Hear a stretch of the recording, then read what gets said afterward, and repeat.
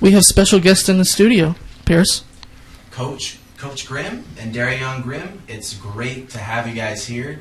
I know, Derrion, your name has been in the news quite a bit lately, and we've been lucky enough to get you here in studio, talk with you about your decision to decommit from Nebraska and come back home to Delta College. I know we're both real excited to have you here. Anything you want to start out to say to those listening right now?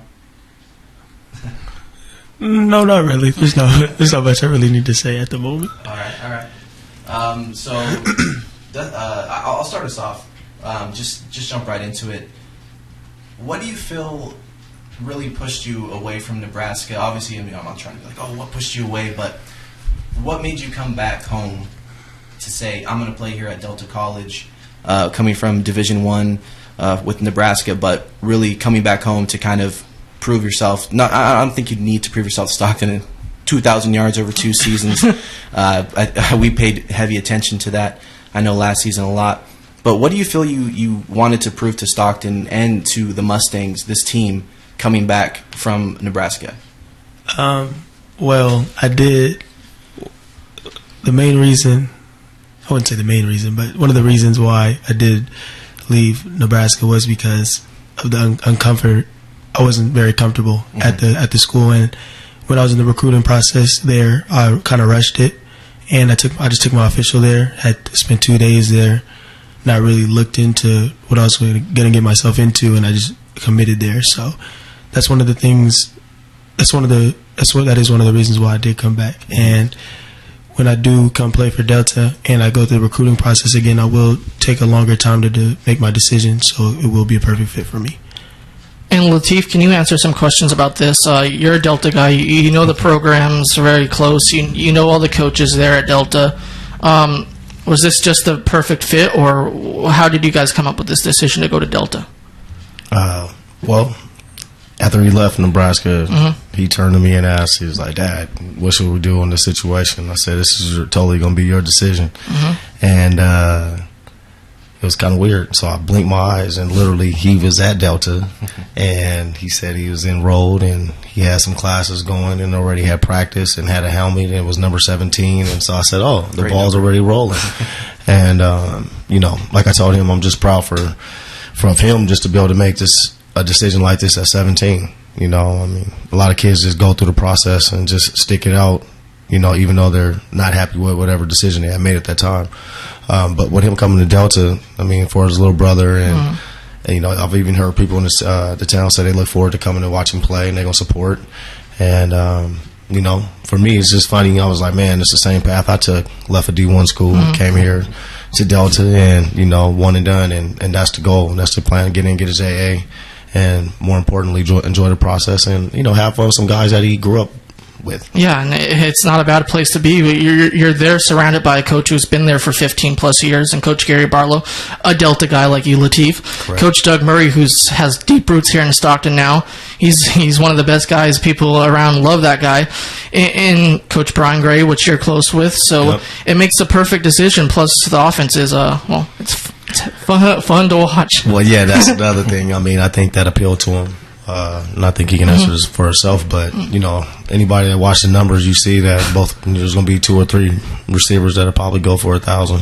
Plus the run game that do what it does. So it's pretty exciting. Yeah, and I have to do those stats this year as a stat guy. Oh, okay. So yeah, we should have some 700 yards. You're going to be busy. I am going to be busy writing those stat sheets up. Derrion, talk about that. Going to Delta wide open. There was a lot of speculation that Nebraska's offense wasn't a fit for you. Just clear those rumors up. Well, the offense at Nebraska, they're starting to start running a lot more, which isn't a good fit for me because I do play wide receiver, so I need a lot of passing for whatever college I do go to, and that is actually a major reason why I did come to Delta, because it is like a run and shoot offense. So there will be a lot of passing and there will be a lot of running, so it's a great balance for myself and the other players. And plus, you get to play with your brother again, so how awesome is that? It's great. We get to catch up a little more, get to talk about the days I did spend in Nebraska for college, and just get to play hard at practice and in the games. Coach Grim, how beneficial do you think it is going to be for Derrion to be able to play alongside his brother throughout the season? How do you think that's going to help him not only being out there having the chemistry, but mentally coming in for this team? Obviously, coming back from Nebraska, how do you think it's going to help him mentally on the field? I think it's just going to be a fit overall. There's a guy, I don't know the kid's name on the other side, but he could take the top off. I snuck at a half of a practice, and I seen he can run. So, with him and the kid that's on the other side, and I seen they have some slot players that can really wiggle a little bit. And then you throw whoever else they got in the mix with this offense. I think they can really have a special season. Now it's just about everybody on the team gelling and coming together and just pulling together. That's really all it is.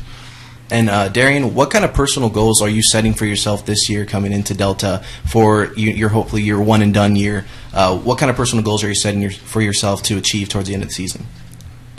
I have one goal, and that one goal is to beat every single stat my dad had when he did attend Delta College.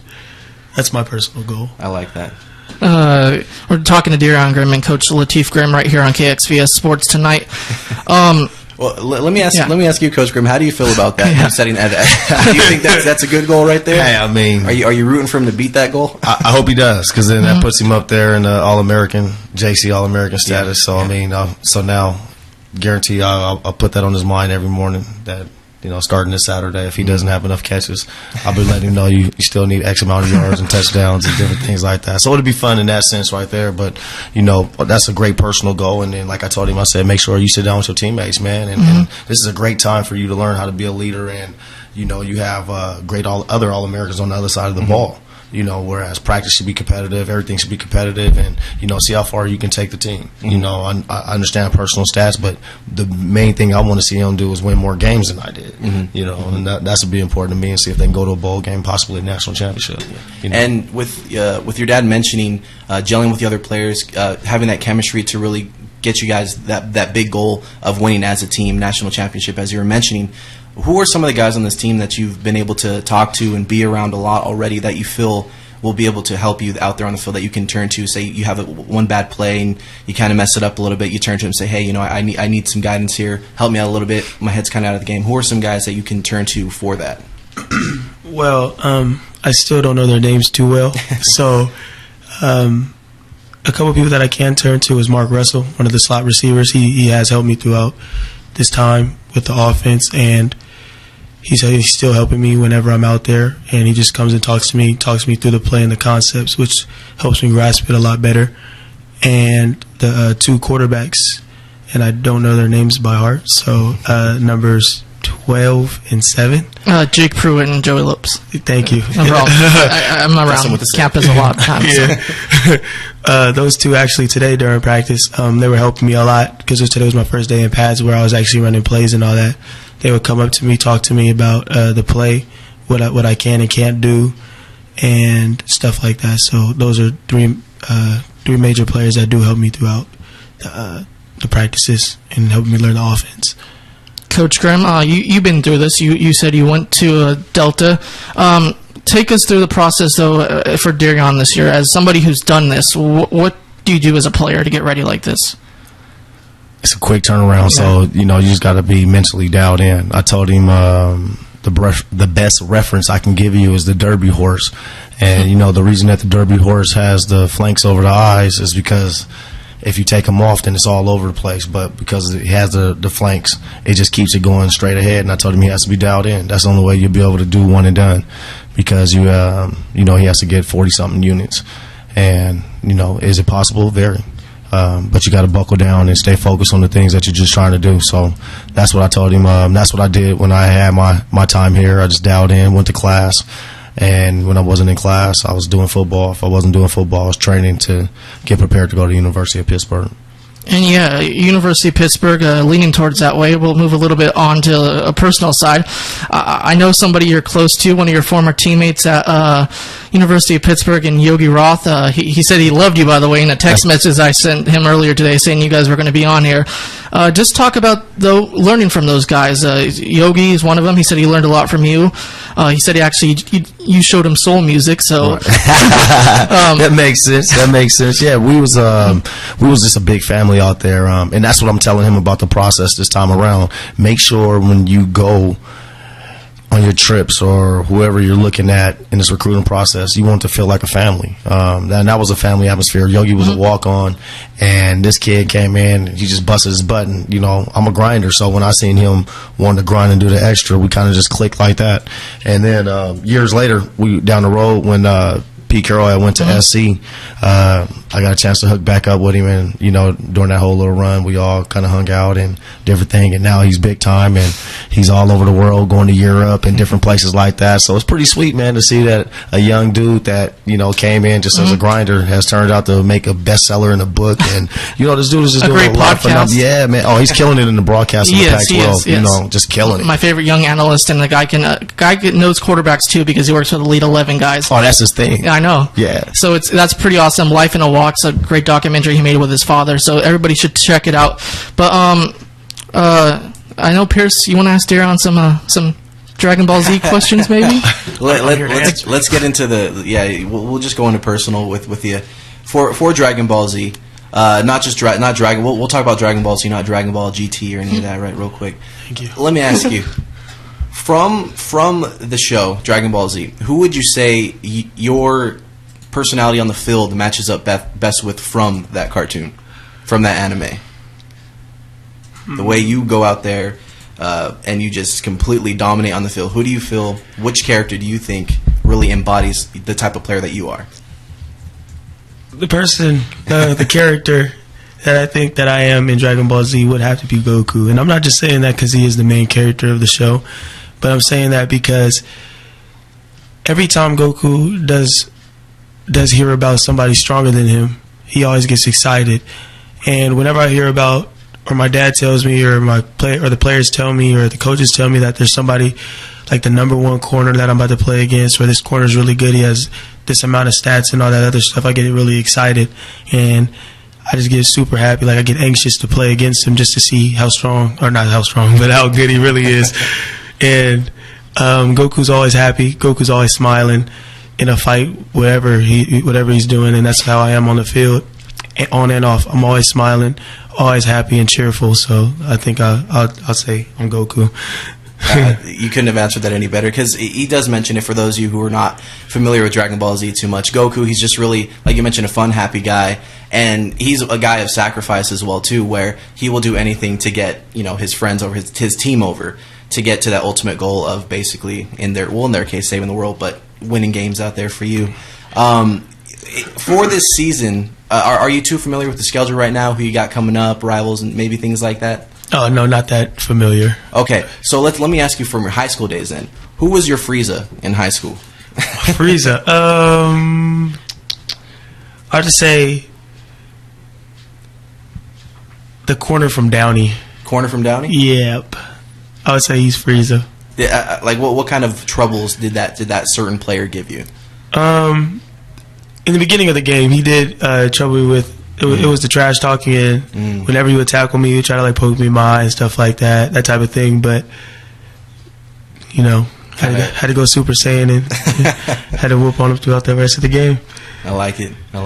And we'll be wrapping this up in a few seconds. So Derrion, Coach Grim, give us the outlook for your season here at Delta College. You're the new head coach at Chavez. First of all, congratulations on that. Thank you. I appreciate it. Great to see you as a head coach back on the sidelines here in Stockton. Yeah, I'm excited. Derrion, what should we expect this season, and how much stats am I going to put in this computer when I get it next? This Mustang team. What do you want Stockton to know? What do you want Delta to know about you that you're just ready to? Your final statement on it.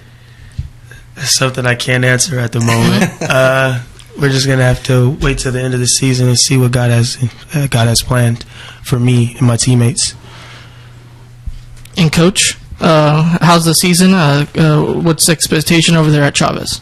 Oh, the expectation is definitely high. We had a great wake-up call this past Friday night, and everybody was like, "Oh man, are you upset?" I said, "No, not at all. I had to find out who can do what." Put everybody in the right places. I had my tackle. He's really a right guard, you know. And we switched some things up practice is looking a lot cleaner. I'm looking forward to Friday night. I know the kids are looking forward to Friday night, and we should have a very successful season moving forward from here. Well, thank you very much for coming in tonight, guys, and I can't wait to talk through the season, Derrion, on Delta, and Coach Grim. I'll hopefully have you back on soon to talk some Chavez football. I would love to do that. You've been listening to KXVS Sports tonight. I'm Dustin Brakebill. That's Paris Cornejo. Tomorrow night, back here, Alex Woods and Jacob Pico back tomorrow night right here on KXVS Sports Tonight. Thank you for listening to this special presentation.